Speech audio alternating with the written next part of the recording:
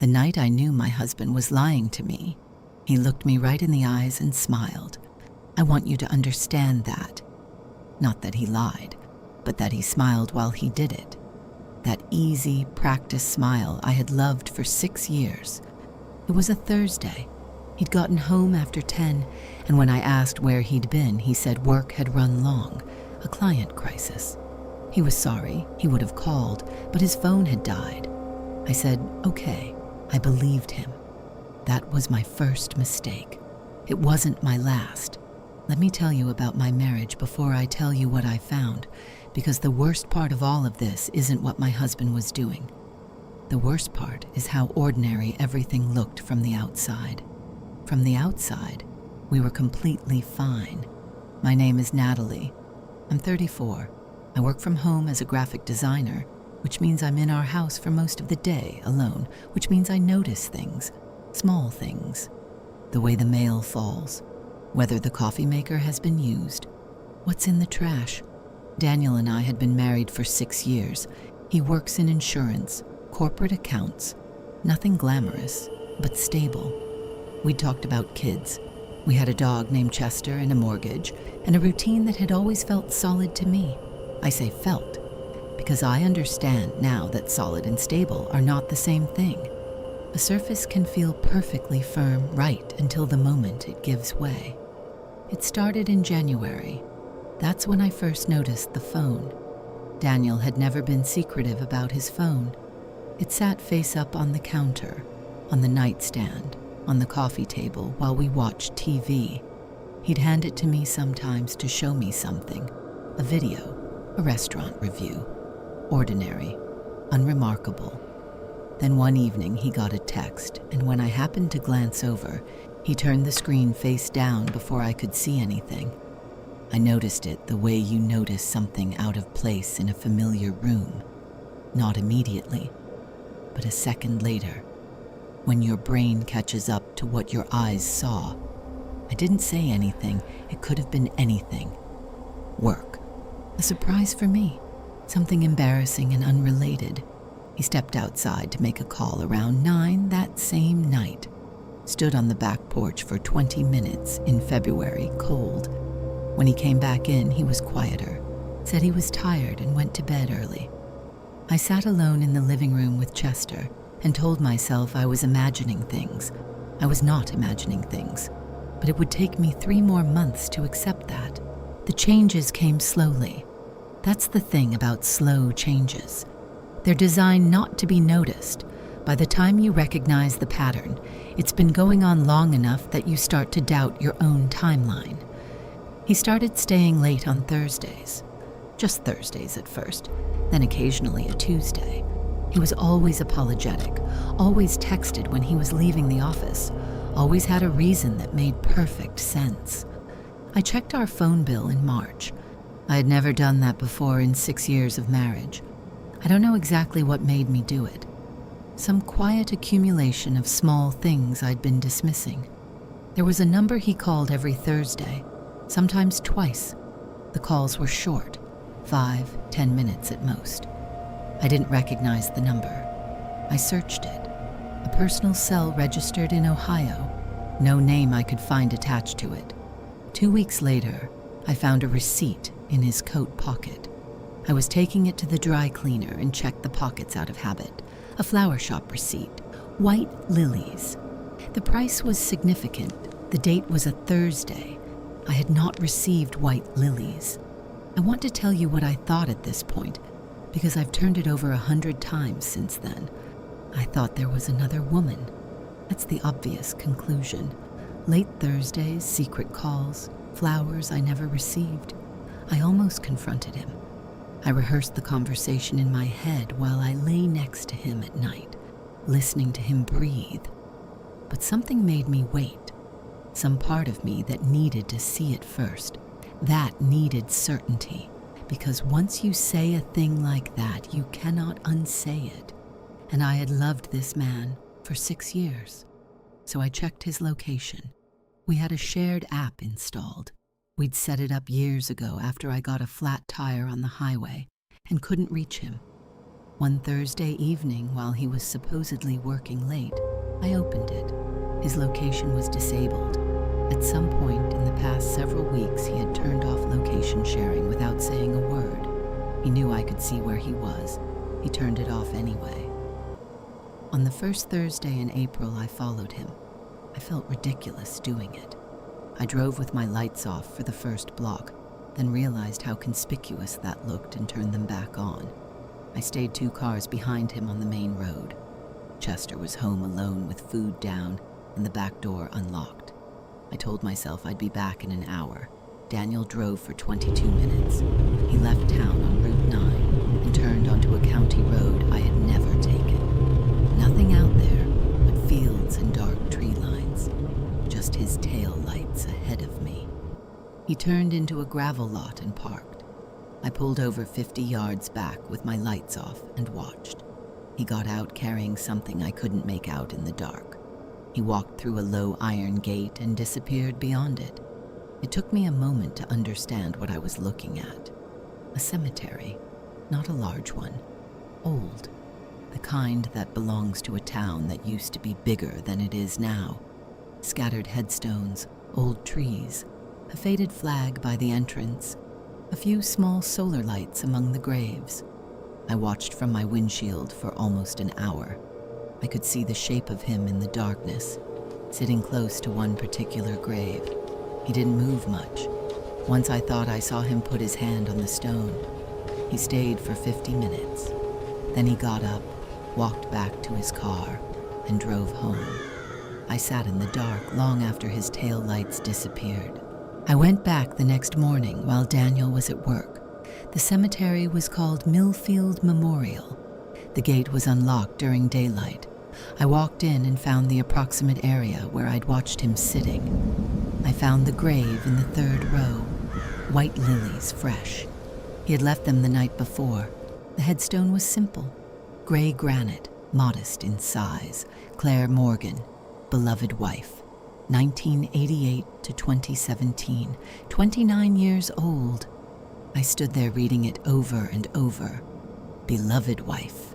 I told myself it could be anything. A college friend, a coworker, someone he had cared about deeply. People grieve. People visit graves of people they've lost. There was nothing inherently wrong with what I was looking at, but I kept coming back to that word. Wife. I went home and I searched Claire Morgan. I found an obituary in the local paper dated October 2017. Claire Ann Morgan, age 29, passed away unexpectedly at her home, preceded in death by her parents, survived by her husband, no husband's name given. I searched deeper. Marriage records, accident reports. I found a brief item in the newspaper's digital archive, just a few sentences. A woman found at the bottom of the stairs in her home. Death ruled accidental. Investigation closed. Her husband had called it in. I sat at my desk for a long time. Morgan, Claire Morgan. Daniel's last name is Hayes. It hadn't always been. He'd mentioned it once, early in our relationship, casually, without apparent weight. He'd changed his name when he moved.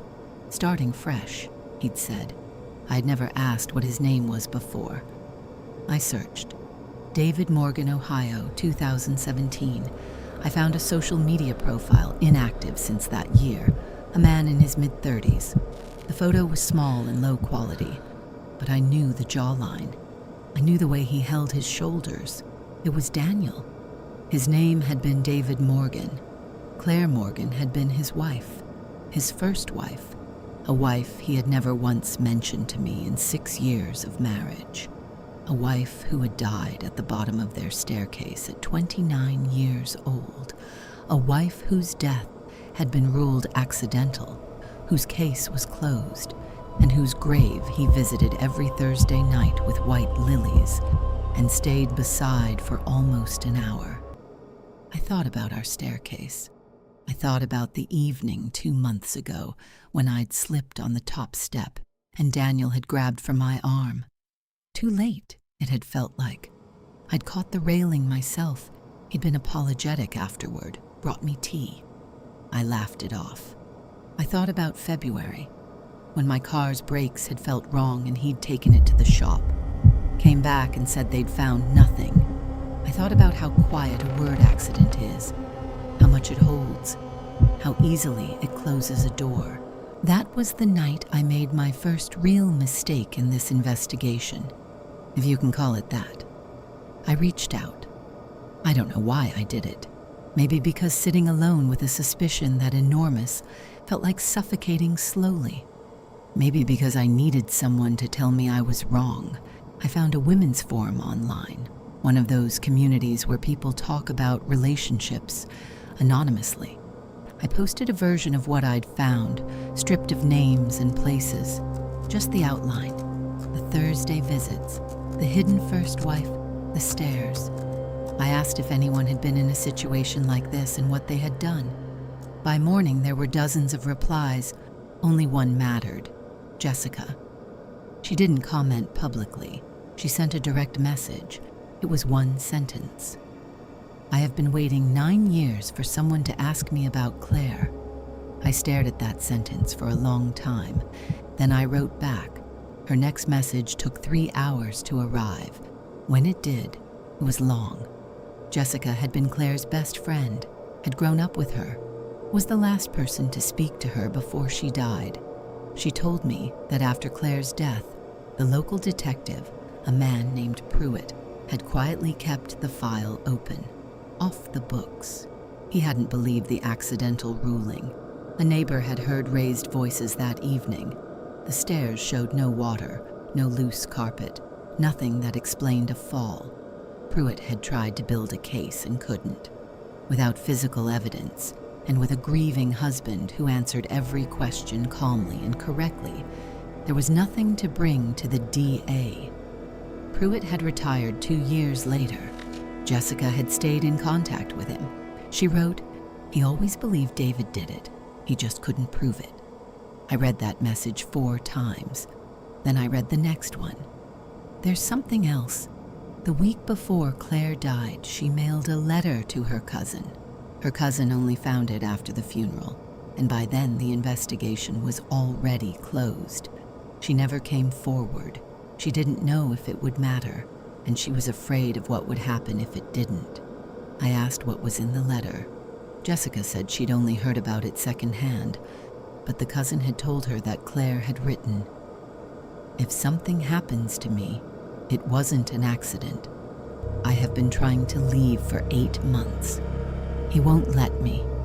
I don't know what he'll do." 8 months. She had been trying to leave for 8 months, and nobody had known. I sat in my kitchen for a long time after that. The house was very quiet. Chester was asleep at my feet. The refrigerator hummed. Everything was completely ordinary.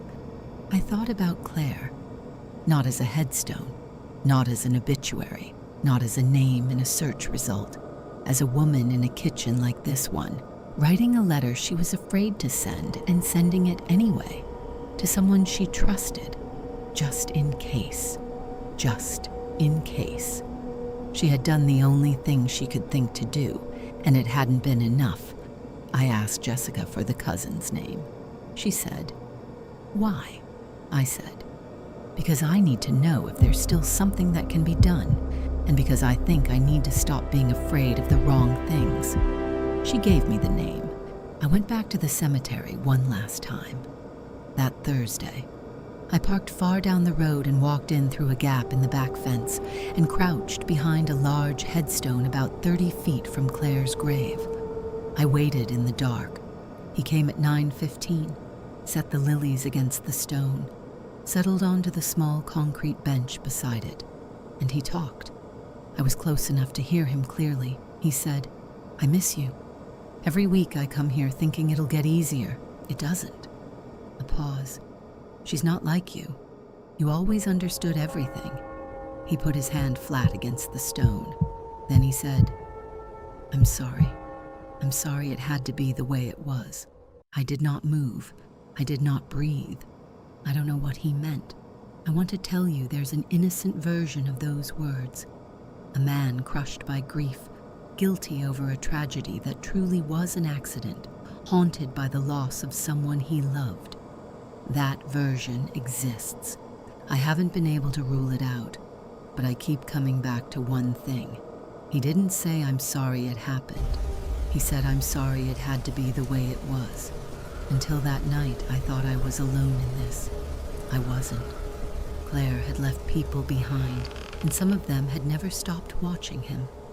I drove home before him. I was in the kitchen when he walked in.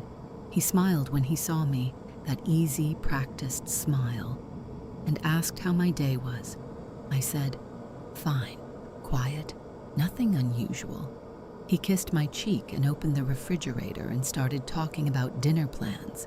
And I stood in the kitchen of our shared house and looked at our staircase and thought about Claire Morgan, age 29, beloved wife. I thought about 29. I thought about how I am 34, which is 5 years older than she ever got to be. I smiled back at him. I have not confronted him. My sister has a guest room, and I have moved money quietly into a personal account that doesn't exist in any of our shared paperwork. I have been very, very careful about stairs. I keep telling myself I could be wrong, that there's an explanation I haven't found yet, that the man who makes me coffee every morning and remembers how I take it and laughs at my jokes and has slept beside me for 6 years is not what I'm afraid he might be. Some days, I almost believe that. But Claire didn't know what was coming. Whatever really happened to her at the bottom of those stairs, she didn't see it coming. She also didn't have Jessica's name in her phone. She didn't have a retired detective who never closed the file in his mind. She didn't have a cousin whose letter has been sitting in a drawer for 9 years, waiting for someone to ask. I have all of those things, and if he thinks I'm the next woman who simply trusts him, he's already made his biggest mistake.